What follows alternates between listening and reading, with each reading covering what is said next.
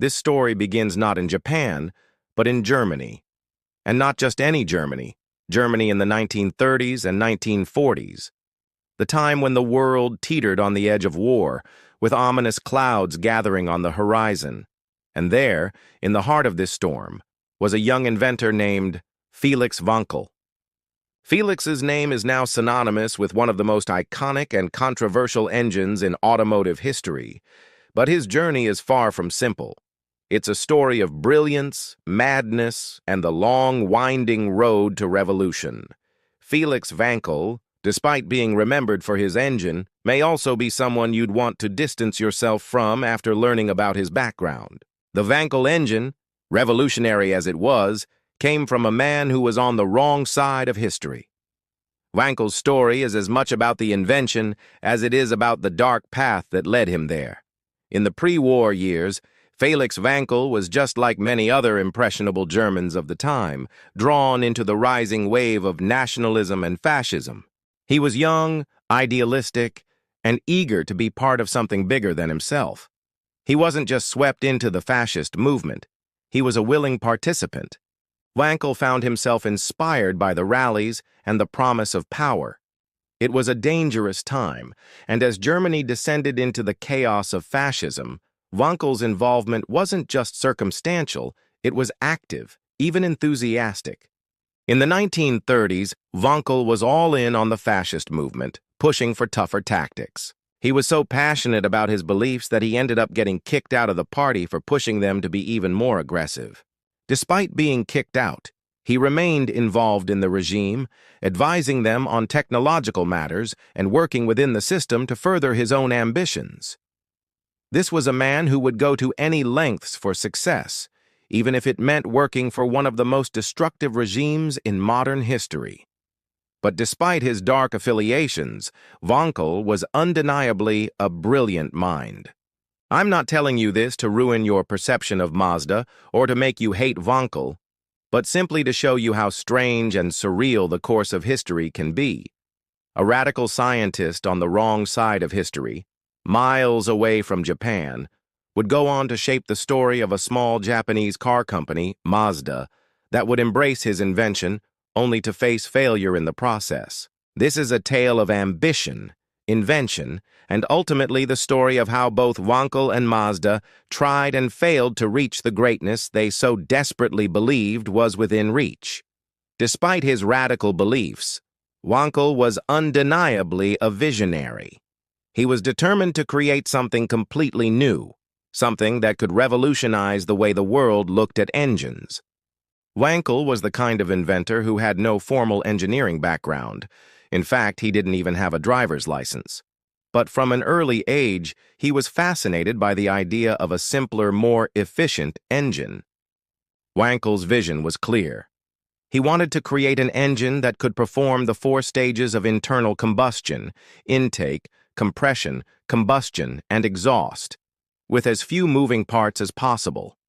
This would mean removing complex valves, springs, and camshafts that were the hallmark of traditional piston engines. Wankel's dream was simple, efficient, and elegant. An engine that was small, lightweight, and capable of high revolutions. His ambition was to create an engine that didn't rely on complicated mechanisms to run smoothly. In 1924, Wankel set about making this dream a reality. But it wasn't until 1951 that any real progress was made. Despite his early enthusiasm, Wankel's designs were flawed, and his vision was constrained by poor eyesight and a lack of formal education. It wasn't until Dr. Walter Frode, a skilled engineer, joined the project that Wankel's rotary engine began to take shape. Dr. Frode, unlike Wankel, was an engineer who understood the math and mechanics of engines. Together, they created the world's first Wankel rotary engine. This was the beginning of something revolutionary, a new kind of engine that was smaller, lighter, and simpler than anything that had come before it. The Wankel rotary engine was entirely new. It had no valves, no springs, and no crankshaft. It worked with just 3 moving parts: a rotor, an output shaft, and an apex seal. The rotary engine was compact, efficient, and capable of very high revolutions. Unlike traditional piston engines, which used a vertical motion to create power, the rotary engine used a perfectly balanced rotating motion. It was capable of incredibly high RPMs without breaking down. It made sense that the rotary engine could revolutionize the automotive world. The possibilities were endless, and many manufacturers jumped at the opportunity to license Wankel's technology. But the road ahead would be fraught with challenges. In the post-war years, Japan was merging larger companies left and right. With Nissan already eyeing Mazda, the company was desperate to avoid being swallowed by the bigger, more powerful rival. But the situation was dire. Mazda needed something bold to pull itself out of the financial struggle, and that's where Wankel's rotary engine came into play. Mazda took a massive gamble by betting their future on Wankel's flawed engine. In 1961, Mazda's president, Tsuneji Matsuda, saw the potential in Wankel's engine and decided to take a risk. Wankel's engine was revolutionary, but it wasn't without its flaws. The rotary engine had low compression, and its eccentric shafts were difficult to manufacture. It was loud, dirty, inefficient, and hard to maintain.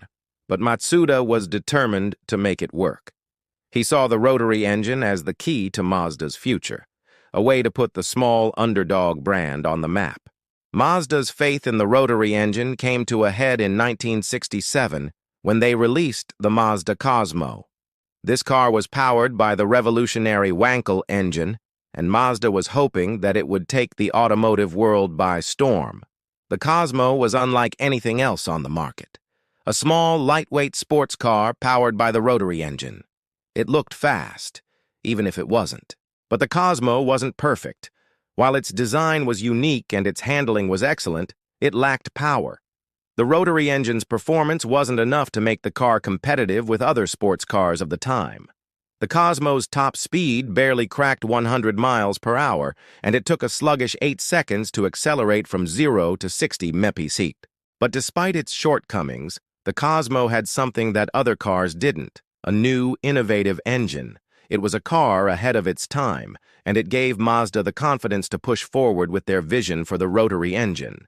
In the 1960s, Japan realized that they had an opportunity to put their cars on the global stage. Companies like Toyota, Nissan, and Honda were already making waves with their iconic sports cars, and Mazda needed something to compete.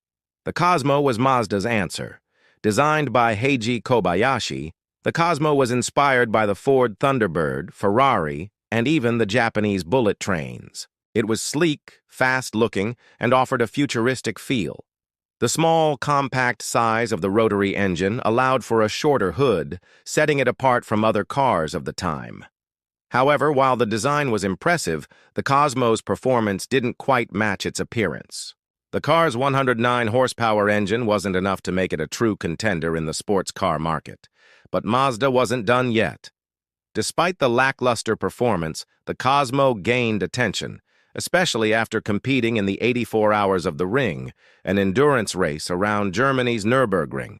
The Cosmo finished fourth on its first outing, a remarkable achievement considering the competition.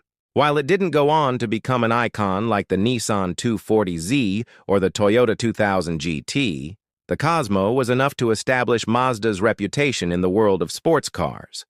It also set the stage for the future of the rotary engine. Mazda believed in the engine's potential and was determined to refine it, making it reliable and efficient. And in the years that followed, Mazda would continue to develop the rotary engine, introducing it in various models and competing on the international stage. By the 1970s, Mazda was on the brink of success. Despite the rotary engine's early issues, Mazda remained steadfast in their belief that they could make it work. In 1978, they released the RX-7, an affordable sports car that became one of the most iconic vehicles in automotive history. Powered by the rotary engine, the RX-7 was lightweight, agile, and perfectly suited for the performance-driven consumer. Mazda's gamble on the rotary engine finally paid off with the RX-7. It was a car that could compete with the best. Though it wasn't as powerful as some of its rivals, it was incredibly fun to drive. Its small size and perfect balance made it a favorite among driving enthusiasts. In fact, the RX-7's lightweight design and handling earned it a place in the hearts of car enthusiasts around the world. But despite its success, the RX-7 still faced challenges. The rotary engine, though revolutionary, was inefficient and required constant maintenance. The car was smoky, didn't get great gas mileage, and was a bit of an acquired taste. Still, the RX-7 became a symbol of Mazda's commitment to innovation, and it was widely praised for its handling and driving dynamics. The RX-7's success marked the beginning of a new era for Mazda, and though it would never be as popular as some of its competitors, it remains one of the most beloved cars in automotive history.